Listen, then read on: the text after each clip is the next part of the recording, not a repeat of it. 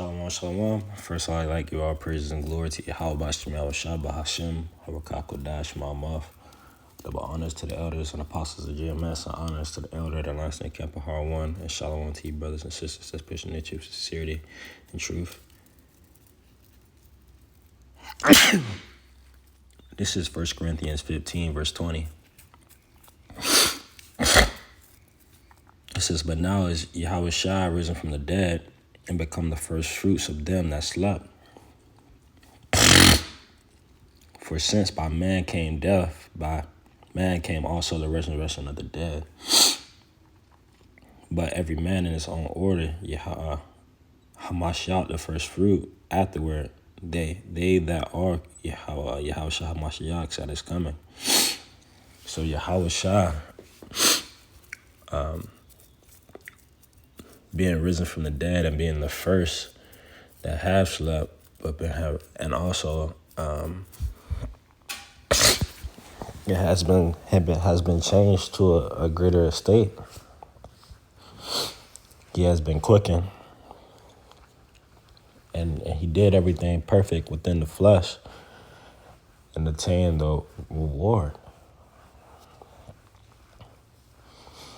And him being the first, which he was the first Adam, the first of everything, first creation, and him being the first creation of those that has been quickened.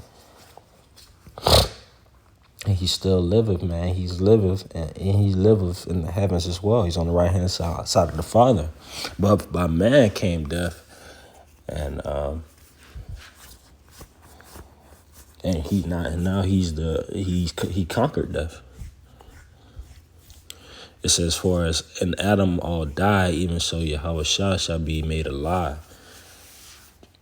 It says, "But every man in his own order, Yahawashi Hamashiach, the first fruits, afterward that they are Yahawashi Hamashiach that is coming, then cometh the end, when he shall have delivered up the kingdom to Yahweh, even the Father, when he shall put down all rule and all authority and power."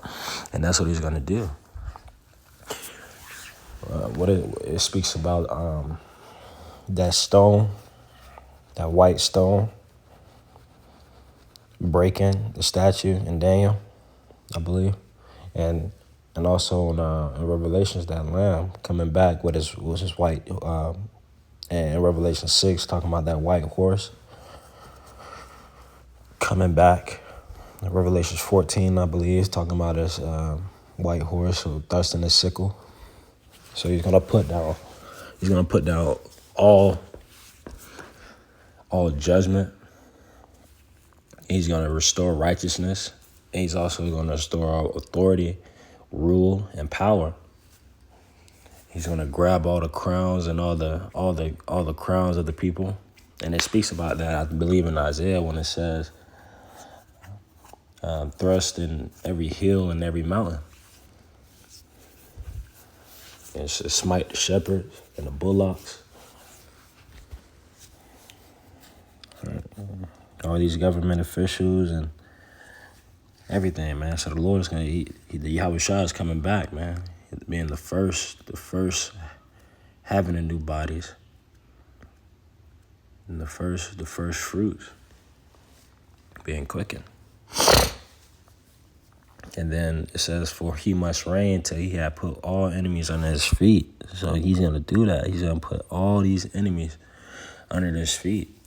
From the least to the greatest, from Esau to Elam to Ishmael to Ammon to the Hagarenes to Amalek. That's what he's gonna do, and he's not gonna spare. He's not gonna spare none. It says the last enemy that shall be destroyed is death, and he even gonna destroy death, and that's gonna be when we be with him, Yahawashi. That's when we receive that reward as he received it. Him being the first, having to do it, he made it perfect. All according to prophecy, right? He was born in as through the womb like a man, kept the law perfect. And then when it was time for him to be taken up, he was still perfect. He did everything perfect from his childhood even to his adulthood. And still doing the set amount of miracles he did and bringing about prophecy and teaching and ministering to the flock, being that shepherd. And then the time came where he had to be that sacrificial lamb for us to even, and for him to even be able to open the book in Revelations. So everything worked out perfectly. Him being the first to open the book, keeping everything perfect, first fruit, and then bringing about the prophecies of him destroying these other nations, taking back the kingdom. And then the last enemy he's going to destroy is death, where we're going to be joined just like he is, with the Father having the new bodies. For he had put all things under his feet, but he when he said all things are put under him, it is made manifest. It is manifest that he is accepted, which did put all things under him. Con, man. And that's what he did. He put sin under him. He conquered, man. He's the conqueror. He did it. He did it because we couldn't do it. And now he's gonna, and everything's gonna fall into play. First, that had to happen. It's always a process, man. So the Lord has a greater plan. He told us his plans because we're friends unto him. And he told us the process that he had to take. And from that process, it took time. But it says, in Habakkuk 2:3, it says, though it tarry, wait for it, because it shall surely come. No matter how long it may take, it's still going to surely come. Because it was all a process in the end. That prophecy about the root of Jesse, that was back in Isaiah. And then he came around,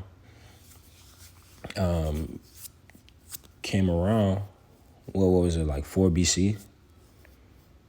Or 0 BC, or 4 BC or something like that. So Isaiah, I'm not even gonna try to butcher the date. I gotta look at my notes. But it's a guaranteed it was like 400 plus years when that prophecy was. So the Lord does everything in increments of time, and the timing of everything is essential to the Lord. Because the Lord don't see time as we see time. And when all things shall be subdued unto him, then shall the Son of Man, the Son also himself be subject unto him that put all things under him, that Yahweh may be all in one. Yahweh may be all in all. Else what shall they do which are baptized for the dead? If the dead rise not at all, why are they being baptized for the dead? And why stand when we in jeopardy? Now, where is it? I thought I was down here.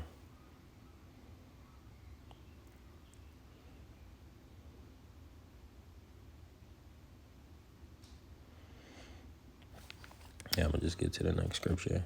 So the Lord does everything in time and increments. I thought I had the scripture. This is John 17 and verse 20. Neither pray I for these alone, but for them also which shall believe on me through their word, that they all may be one, as thou, Father, art in me, and I in thee, that also may be one in us, that the world may believe that thou hast sent me. And that's what and that's what YAHAWASHI was praying for. He was praying for the ones that was given, the ones that were set up, predestinated to receive and to receive YAHAWASHI, as YAHAWASHI is joined to the Father and since YAHAWASHI is the mediator to the Father, that we receive both Yahweh and YAHAWASHI.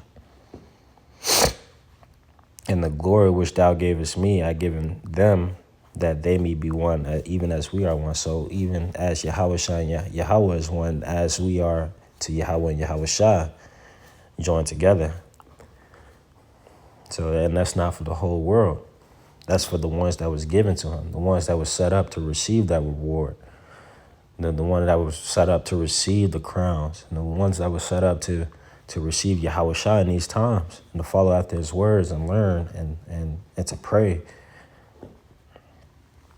I in them and thou in me, that they may be perfect in one, and that the world may know that thou hast sent me, and have loved them, and loved them as thou hast loved me. So as we love YAHAWASHI, as YAHAWASHI and the Father loves us. And through that, man, we're made perfect. Even though fleshly, we can't keep it perfect as YAHAWASHI did, as he did it, but through faith, through righteousness, to the best of our ability, through spirit, man, the spirit of truth, and through prayer, and through our daily walk, man, and the truth being the lamp and the light to our path. It says, Father, I will that they also whom thou hast given me be with me where I am. Kind. So to be where YAHAWASHI as he is, right? And the only way that can happen, and the only way that's going to happen, let me just keep reading. It says, I will that they also whom thou hast given me be with me where I am, that they may behold my glory. Come on, man, so we could behold the Lord's glory. So we're going to be changed just like YAHAWASHI is one day. And that's a fact. And we're going to behold his glory. And it says, which thou hast given me, for thou lovest me before the foundation of the world. Kind, man, being the first, before the foundations were laid in the world.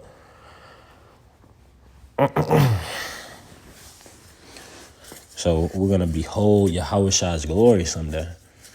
In person and face to face, which is the beautiful part, because he's the one that did it perfect. He's the one that set it up. So 2,000 years later, we could receive his word and pray and look forward to something, and to know that, yo, the Lord, YAHAWASHI did it. He conquered. He already conquered. He already did it. The time is now. It just has to come to pass. And he also said that we may be where he is. So that means, man, he's alive. He's out there, and he's changed to a greater estate than the flesh, being the first to put on the super suit.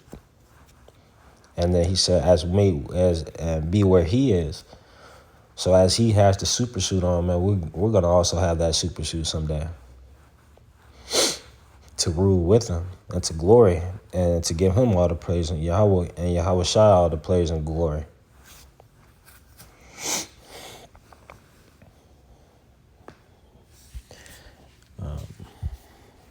Trying to get this last one, man, because that's who deserves it. He deserves this, man.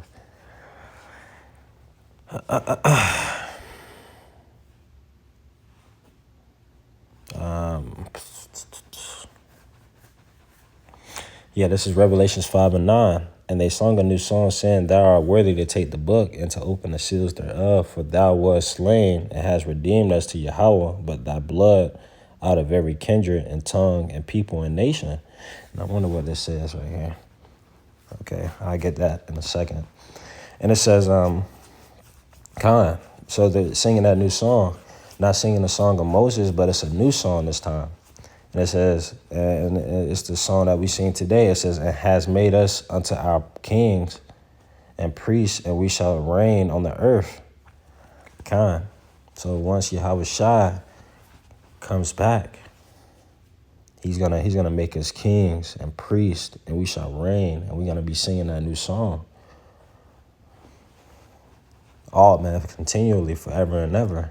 It says, and I beheld, and I heard the voice of many angels round about the throne, and the beasts and the elders, and the number of them was 10,000 times 10,000 and thousands of thousands, saying with a loud voice, worthy is the Lamb that was slain to receive power and riches and wisdom and strength and honor and glory and blessing. And every creature which is in heaven and on earth and under the earth, and such as are in the sea, and all that are in them, heard I saying, blessing and honor and glory and power be unto him that sitteth upon the throne, and unto the Lamb forever and ever. And the four beasts said, Amen. And the 24 elders fell down and worshiped him that liveth forever and ever. Kind, man. So, and that's what they was doing. And that was that's one of the things that John saw.